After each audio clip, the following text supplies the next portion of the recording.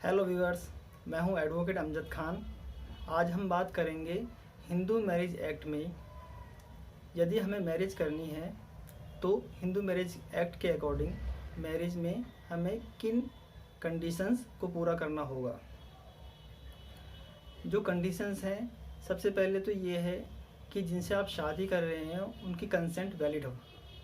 ऐसा ना हो कि जिनसे आप शादी कर रहे हो उनकी कंसेंट वैलिड ना हो, उनकी मेंटल स्थिति ऐसी हो जिससे वो अच्छी बुरी बातों को समझते हों, उन्हें मेंटल कोई भी सफरिंग ना हो, पागलपन के कोई दौरे न पड़ते हों, वो शादी को समझते हों कि शादी क्या है। दूसरी बात, उनका स्टेटस सिंगल हो, या तो वो अनमैरिड हो, यदि अनमैरिड नहीं है तो डाइवोर्सी हो, डाइवोर्सी नहीं है तो या तो उनके हस्बैंड एक्सपायर हो गए हों या वाइफ एक्सपायर हो गई हो। स्टेटस सिंगल होना बहुत ज़रूरी है।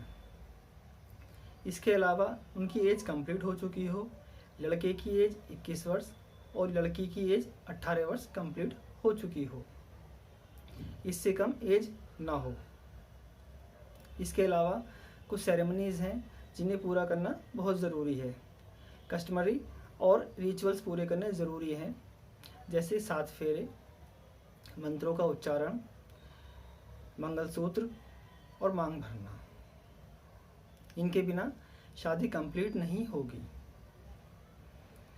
यदि आप आर्य समाज मैरिज से शादी करा रहे हैं तो ये सारे कस्टम्स पूरे करने के बाद में आर्य समाज संस्था आपको एक सर्टिफिकेट इशू करेगी। वो सर्टिफिकेट आपके मैरिज का प्रूफ होगा, जिसे आर्य समाज संस्था आपको देगी। अब ये आता है कि आपको किन किन डॉक्यूमेंट्स की ज़रूरत है मैरिज करने के लिए। आपको अपने बर्थ का प्रूफ, बर्थ के प्रूफ में आप 10th की मार्कशीट, बर्थ सर्टिफिकेट, पासपोर्ट दे सकते हैं। एड्रेस प्रूफ के लिए आपका आधार कार्ड ज़रूरी है। इसके अलावा शादी में 2 गवाह प्रेजेंट होने बहुत ज़रूरी हैं। ये गवाह कोई भी हो सकते हैं, आपके फ्रेंड हो सकते हैं, आपके पेरेंट्स हो सकते हैं, आपके रिलेटिव हो सकते हैं, मगर जो गवाह हैं उनके पास में आधार कार्ड और पैन कार्ड होना ज़रूरी है और भारतीय होने ज़रूरी हैं, उनके पास में डॉक्यूमेंट्स हों। इसके अलावा जब हमारी मैरिज कंप्लीट हो जाती है तो हमें मैरिज रजिस्ट्रेशन कराने के लिए एक लिखित सूचना सभी डॉक्यूमेंट्स के साथ में मैरिज रजिस्ट्रार ऑफिसर को देनी होती है। मैरिज रजिस्ट्रार को ऑफिसर को सूचना देने के बाद में एक डेट हमें मिलती है। उस डेट पर हम मैरिज रजिस्ट्रार में प्रेजेंट होंगे।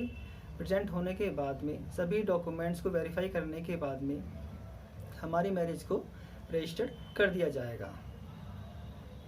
इसके अलावा ये देखते हैं कि मैरिज के लिए हमें कहाँ कर सकते हैं। मैरिज हम 3 जगह कर सकते हैं। जहाँ पर हमने अपने रिचुअल्स पूरे करे हैं, जहाँ पर हमने मैरिज करी है, वहाँ पर हम मैरिज रजिस्टर्ड करा सकते हैं उस जुरिडिक्शन में। लड़के का जहाँ पर एड्रेस है उस जुरिडिक्शन में हम अपनी मैरिज रजिस्टर्ड करा सकते हैं। लड़की का जहाँ पर एड्रेस है हम उस जुरिडिक्शन में भी मैरिज रजिस्टर्ड करा सकते हैं। इसके अलावा हम ये देखते हैं क्या बिना माता पिता की सहमति के हिंदू मैरिज एक्ट के अकॉर्डिंग मैरिज हो सकती है। हाँ, बिल्कुल हो सकती है। माता पिता की कोई आवश्यकता नहीं है। गवाहों के लिए आपके साथी, आपके रिश्तेदार, आपके यार दोस्त कोई भी हो सकते हैं। इसके अलावा हम ये देखते हैं कि मैरिज करने में हमें कितना टाइम लगता है। मैरिज करने में हमें, यदि हम दिल्ली से मैरिज करते हैं तो 3 दिन का टाइम लगता है, जिसमें आपकी सेरेमनीज पूरी होंगी और आपकी मैरिज रजिस्टर्ड होगी। यदि आप चाहते हैं कि आपकी मैरिज और जल्दी रजिस्टर्ड हो जाए और सेरेमनीज पूरी हो जाएं, तो दिल्ली में प्रोविज़न नहीं है सेम डे का, यूपी में प्रोविज़न है, तो आप यूपी से किसी भी डिस्ट्रिक्ट से करा सकते हैं, हो जाएगा। क्योंकि मैंने आपको बताया कि जुरिडिक्शन 3 तरीके से बनता है, जहाँ पर शादी हुई है वहाँ पर, और जहाँ पर लड़के का और लड़की का एड्रेस है वहाँ पर, तो आपकी शादी हो सकती है। अगर आपको कोई भी हिंदू मैरिज एक्ट से संबंधित कोई भी जानकारी चाहिए तो आप मुझे कॉल कर सकते हैं। मेरा नंबर है 8077767734। आज के लिए इतना ही।